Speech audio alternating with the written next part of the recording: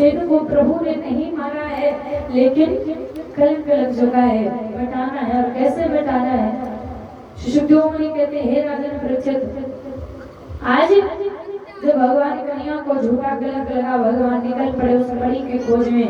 तो मणि की खोज में निकले हैं मेरे भक्तों, जब मणि की खोज में मेरे प्रभु निकले हैं, जैसे ही खोजते खाजते देखा कि रक्त के पद चिन्ह बने हैं, उनके पद चिन्हों पर आगे बढ़ते चले जा रहे हैं, आगे बढ़ते चले जा रहे हैं। जब आगे बढ़ते चले जा रहे हैं, देखा कि एक वृक्ष राज है जिसने प्रसेन को मार डाला है और मणि उसके पास है। महाराज कौन है वो?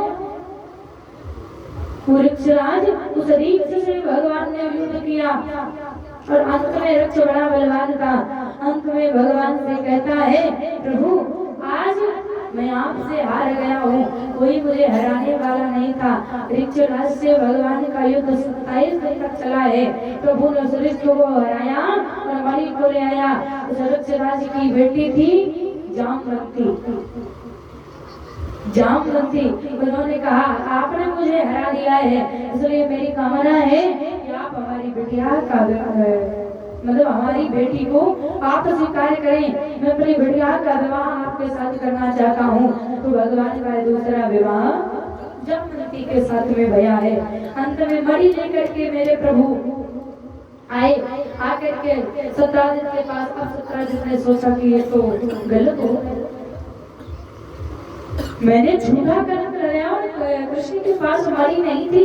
भगवान महाराज सत्राजित ने कलंक झूठा लगाया। इसके बाद उसकी देवी जी जो है कहती, ऐसा करिए, जो अपनी बेटी है शतभामा का विवाह इनके साथ कर दीजिए, तो रिश्ता नया बन जाएगा। बात भी नहीं बिगड़ेगी और नया रिश्ता बन जाएगा। तो सतभामा का विवाह भगवान के साथ में भया है। जब सतभामा का विवाह भगवान के साथ में भया, तो महाराज इस प्रकार से 3 विवाह भगवान के संपन्न हुए। बोले भाग्य में हरि लाल की। और चौथा विवाह भगवान का कालिंदी के साथ में हुआ। 5वां विवाह भगवान का मित्रविंदा के साथ में हुआ है। एक विवाह भगवान का सत्या के साथ में भया है और एक विवाह भगवान का भद्रा के साथ में और 8वां विवाह भगवान का लक्षणा के साथ में हुआ है। इस प्रकार से भगवान के 8 विवाह संपन्न हुए। प्रभु के 8 विवाह संपन्न हुए। ये भगवान के 8 पटरानियां हैं। भगवान के बिहारी लाल की, बोले भक्त वत्सल भगवान की। नहीं, एक भजन का आनंद लेंगे हमारे महेश भैया के द्वारा। उसके बाद आगे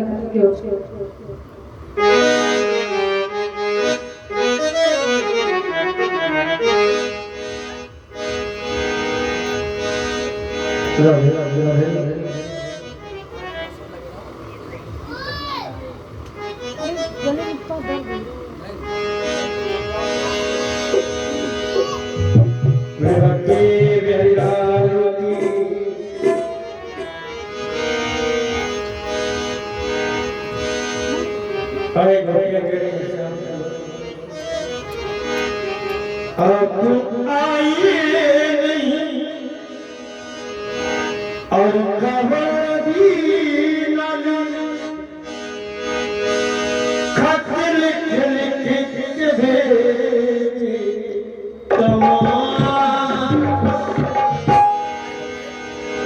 प्यारी। अब आइए और खबर भी न खत लिख लिख के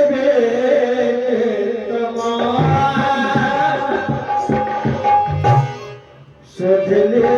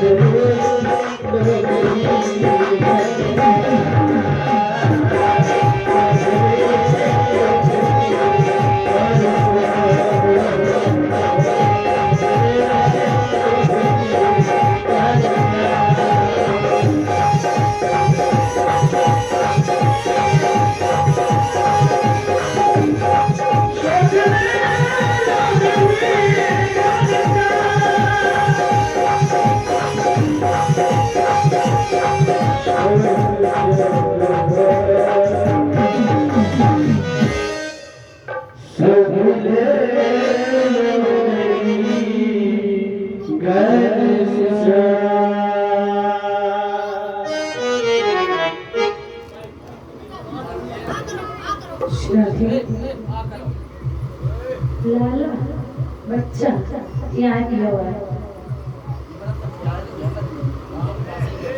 श्रीराधे भगवान के बिहारी लाल की जय बोले भगवत्सल भगवान की जय। श्री सुखमणि कहते हैं राजा परीक्षित आज 8 विवाह भगवान के संकट हुए कि 8 प्रभु के पटरानियां आई और एक भौमासुर नाम का असुर है जिसने प्रण किया है कन्याओं को पकड़ कर लाता है बंदी ही गृह में बंदी ही बना करके रखता है यथा तो भावता येन चाहता स्त्रियः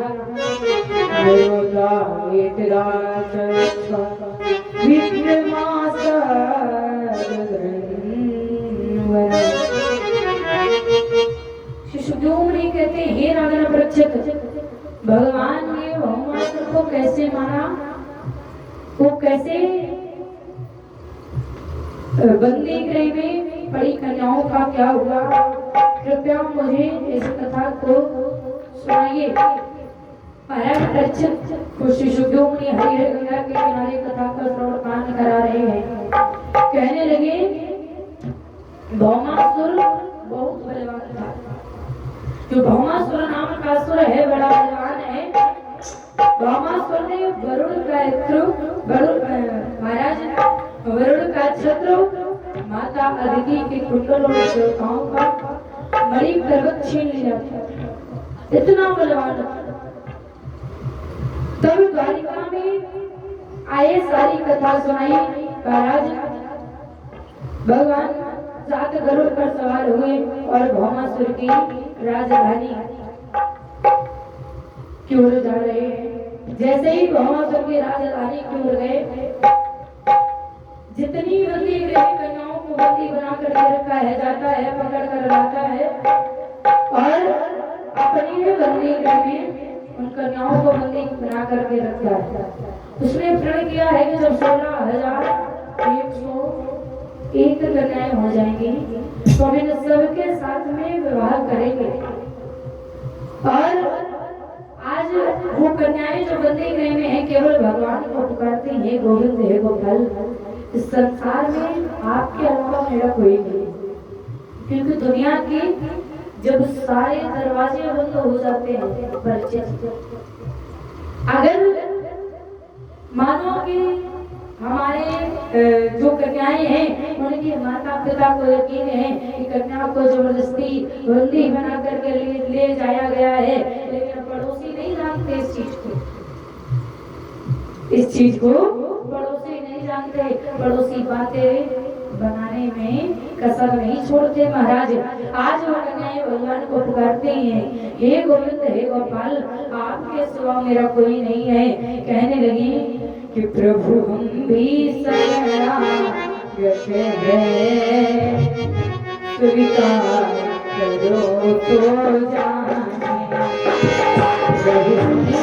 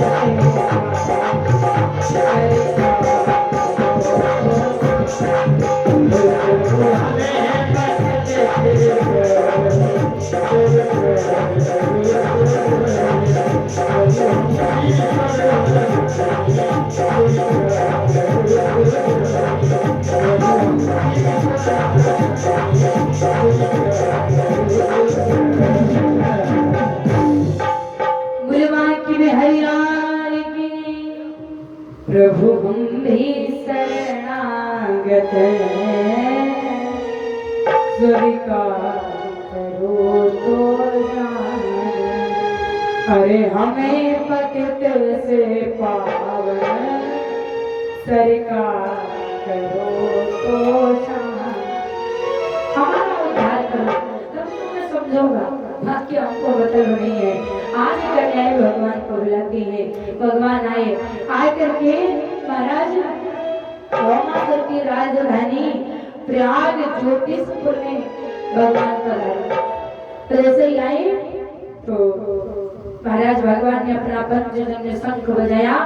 उसे सुनकर मुर्दैत्य की नींद टूटी। मुर्दैत्य भागा आया प्रभु से जैसे युद्ध करने के लिए आगे बढ़ता है वैसे ही महाराज भगवान ने उसका अंत कर दिया। इसके बाद भौमासुर आया। भगवान ने भौमासुर नाम का जो असुर है उसका प्राणांत हुआ। भगवान की भी हरि लाल की जो कन्याएं हैं उन कन्याओं से भगवान कहने लगे देवी कहाँ से आई हो, तुम्हारा कहाँ घर द्वार है, कहाँ माँ बाप है, हमें अपना पता बता दो। मैं तुम्हें यथास्थान तुम्हारे सम्मान से तुम्हारे घर पहुंचा दूंगा। जब ये कहा कन्याएं कहती हैं प्रभु ये दुनिया हमें स्वीकार नहीं करेगी। हमारे अंदर कलंक लग चुका है। हमें कलंक लग चुका है इसलिए दुनिया मुझे स्वीकार नहीं करेगी। कृपा करके आप मुझे अपने चरणों के दासी बना करके स्वीकार करें। हे गोविंद आप हमें अपने चरणों के दासी समझ करके स्वीकार कर लो। महाराज भगवान से कन्याएं इतना निवेदन करते हैं कि अगर घर जाएंगे माँ बाप को लोग जीने नहीं देंगे, हमें लोग कीचड़ उछालेंगे। आज प्रभु मुझे आपके सिवा ये दुनिया स्वीकार नहीं करेगी। मुझे आप अपने चरणों की दासी समझ कर स्वीकार कर लो। भगवान ने कन्याओं के आग्रह करने पर प्रभु ने उन सारी कन्याओं के साथ में भगवान ने बोला। इस तरह से मेरे भाग्य बिहारी के 16,108 विवाह प्रभु के 16,108 विवाह हुए हैं। भगवान की बिहारी राम की भक्तवत्सल भगवान की। इसके बाद महाराज उषा विरुद्ध विवाह हुआ है और आगे सुषुप्तियों मुनि कहते हैं हे राजन वृक्षित भगवान के 16,108 विवाह हुए तो देवर्षि नारद ने सोचा कि यहाँ लोग एक पत्नी का खर्च नहीं उठा पाते, एक पत्नी का खर्च नहीं उठा पाते हैं। और महाराज ये भगवान ने 16,108 पत्नियों के साथ कैसे रहे। देवर्षि नारद भगवान की दिनचर्या देखने के लिए जाते हैं। जैसे ही दिनचर्या देखने के लिए देवर्षि नारद जाते हैं, नारद जैसे देवर्षि नारद रुक्मणी के महलों में गए, तो रुक्मणी के महलों में गए तो भगवान पूजा कर रहे हैं, यज्ञ कर रहे हैं। इसके बाद देवर्षि नारद सत्यभामा के महल में गए हैं। सत्यभामा के महल में देखा कि भगवान सत्यभामा के केस संभाल रहे हैं। इसके बाद महाराज मेरे प्रभु गालिंदी के महल में गए। भगवान किसी के साथ में चौपर खेल रहे हैं, किसी के साथ में पूजा कर रहे हैं, किसी के साथ में भोजन कर रहे हैं, किसी के साथ में कुछ कर रहे हैं, किसी का सत्कार कर रहे हैं। मेरे प्रभु अनेक अनेक प्रकार की लीलाएं कर रहे हैं। इसीलिए कहते हैं कि भगवान की महिमा को कोई समझ नहीं सकता है। उनकी महिमा बड़ी अलौकिक है, अद्भुत है। श्री सुखदेव मुनि कहते हैं महाराज आज देवर्षि नारद ने देखा, बोली यहाँ तो वास्तविकता में किसी व्यक्ति की तुलना भगवान की तुलना से नहीं किया जा सकता। भगवान की तुलना किसी सांसारिक व्यक्ति से नहीं की जा सकती है। किसी सांसारिक व्यक्ति इसे नहीं की जा सकती है। इतना देखकर भगवान आज इसीलिए कहा जाता है संसार में रहो, अर्चित जी संसार में रहो, परिवार में रहो, घर में रहो, मकान में रहो, लेकिन कैसे जैसे पानी में नाव रहती है। क्योंकि पानी में नाव तो चलती है लेकिन नाव में पानी नहीं आता। अगर नाव में पानी आ गया तो नैया डूब जाएगी। इसका कारण है, कहते हैं अगर संसार में रहना है, किसी महापुरुष की दृष्टि पड़ गई, किसी संत की दृष्टि पड़ गई तो हमारा जीवन धन्य हो जाता है। एक संत भगवान थे तो उनका मतलब एक गांव के सज्जन पुरुष थे। वो संत भगवान के पास गए, बोले गुरुदेव मेरा निवेदन है कि मुझे कोई गुरुदीक्षा नहीं देता, कोई मुझे अपना चेला नहीं बनाता, तो आप हमें गुरुदीक्षा दे दीजिए, आप मुझे अपना चेला बना लीजिए। जब ये कहा कि आप मुझे अपना चेला बना लीजिए तो बोले ठीक है बेटा, स्नान करके आओ फिर मैं तुम्हें गुरुदीक्षा देता हूँ। लेकिन उस सज्जन ने क्या कहा परीक्षित, बोले सब कुछ मानूंगा, आपकी सेवा करूंगा, हर बात मानूंगा, लेकिन महाराज हमसे शराब छोड़ने के लिए न कहते। बोले क्यों? कहते हैं महाराज सारे काम मानूंगा आपके, लेकिन बस ये बात नहीं मानूंगा। तो उन गुरुदेव भगवान ने संत भगवान ने कहा बेटा तो फिर मैं आपको गुरुदीक्षा नहीं दे सकता। चला गया, बड़ा परेशान है, और जहाँ जाता है जिसके सामने बस यही शर्त रख देता है कि हर बात मानूंगा लेकिन शराब छोड़ने के लिए ना कहना। महाराज सब मना कर देते। एक बार एक संत भगवान नगर के बाहर मंदिर है मेरे ठाकुर जी का, उस ठाकुर जी के मंदिर में जब संत भगवान आए तो इसको पता लगा, गया दौड़ता हुआ, कहता है गुरुदेव प्रणाम किया। बोले गुरुदेव एक कृपा करिए मुझ पर, मैं बड़ा बहुत दिन से भटक रहा हूँ, मैं बहुत दिन से भटक रहा हूँ। जब ये कहा कि मैं बहुत दिन से भटक रहा हूँ, बोले कहिए पुत्र। तो चेला कहने लगा गुरुदेव मुझे अपना चेला बना लीजिए, मुझे गुरुदीक्षा दे दीजिए। तो संत भगवान ने कहा कि बेटा स्नान ध्यान कराओ फिर तुम्हें अपना चेला बना दिया। कहता है गुरुदेव सब बात मानूंगा लेकिन एक बात, कहता है मुझसे शराब छोड़ने के लिए ना कहना। अरे गुरुदेव ने कहा बोले तुमसे किसने मना किया? अरे बिल्कुल मत छोड़ो, तुम एक टाइम पीते हो दोनों टाइम पियो। अब चेला को लगा बोले गुरु जी तो बड़े अच्छे मिल गए, हाँ शराब भी नहीं छूटेगी, गुरुदीक्षा भी मिल जाएगी, बड़े अच्छे हैं, बड़ा प्रसन्न है। गया घर जाकर के स्नान ध्यान किया।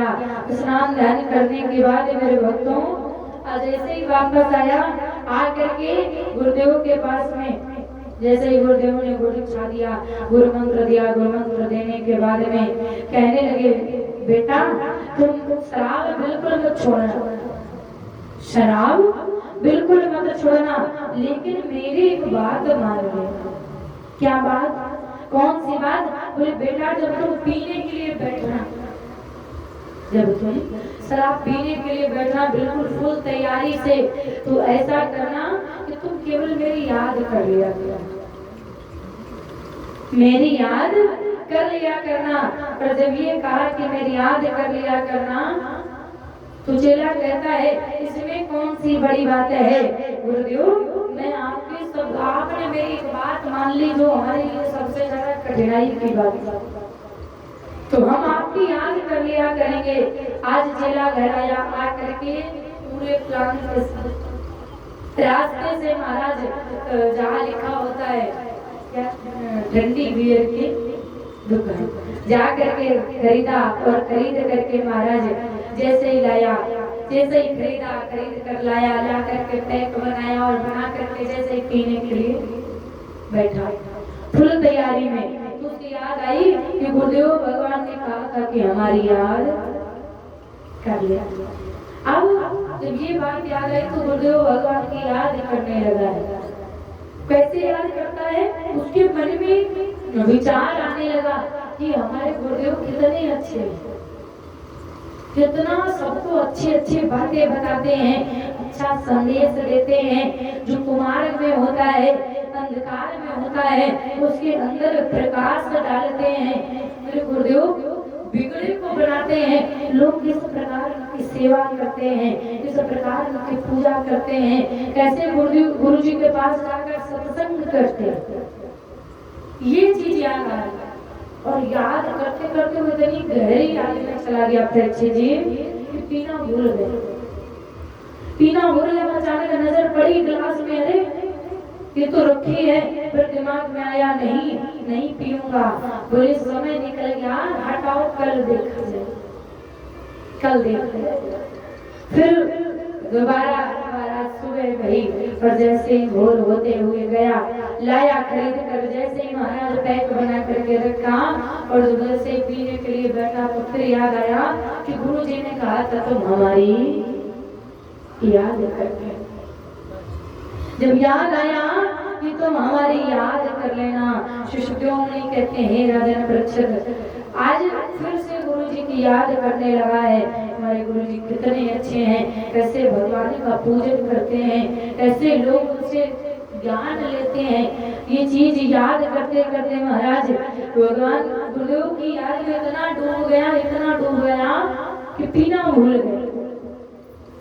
कुछ पीना भूल गया तो फिर दिमाग में आया नहीं पीऊंगा, समय निकल गया और गया, जा करके गुरुदेव भगवान के चरणों में गिर गया। बोले गुरुदेव अपने बड़ी कृपा करी हमारे ऊपर। गुरुदेव कहते क्या हुआ? अरे गुरुदेव वो तो छूट गई। बोले क्या छूट गई? बोले गुरुजी शराब छूट गई। बोले कैसे छूट गई? हमने तो कहा नहीं था, हमने तो कहा नहीं था, कैसे छूट गई? बोले गुरुजी आपकी याद में इतनी ताकत थी कि शराब छूट गई, और जिस पर पूरी कृपा दृष्टि होती होगी, जिस पर आपके शब्दों का असर होता होगा, जिसके साथ आप परमानेंट साथ में रहते होंगे, उसका तो जीवन ही धन्य हो जाता होगा।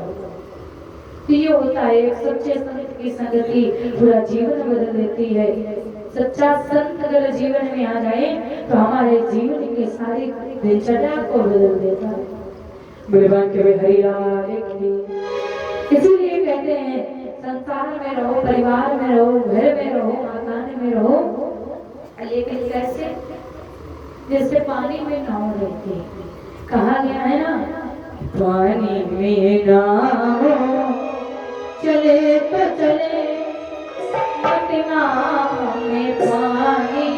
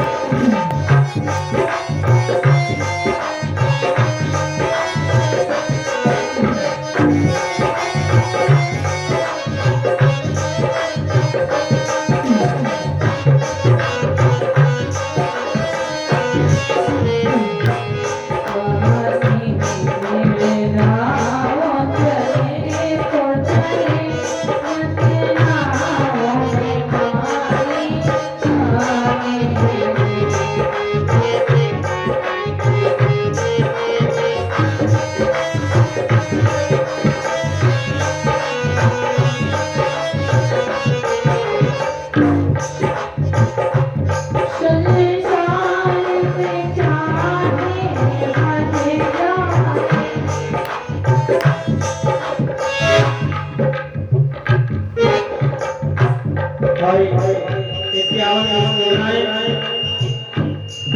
आगे रामचंद्र बाकी व्यक्ति से अनुरोध कर रहे हैं बाकी व्यक्ति सदा कृपा बताई जाती है जय श्री देव राधे श्री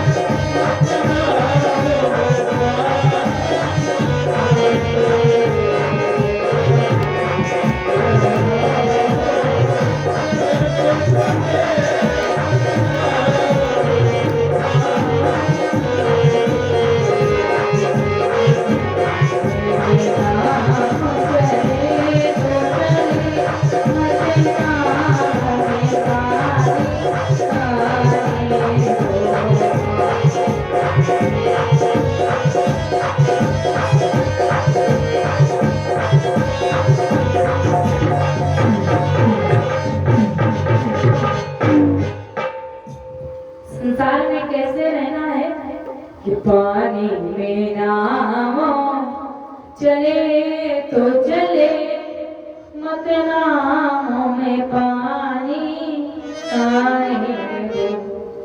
संसार में चाहे मन जाए मन में संसार गाने दो।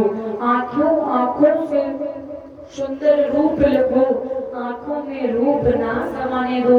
कानों से सुंदर गान सुनो गानों में खाना देखो।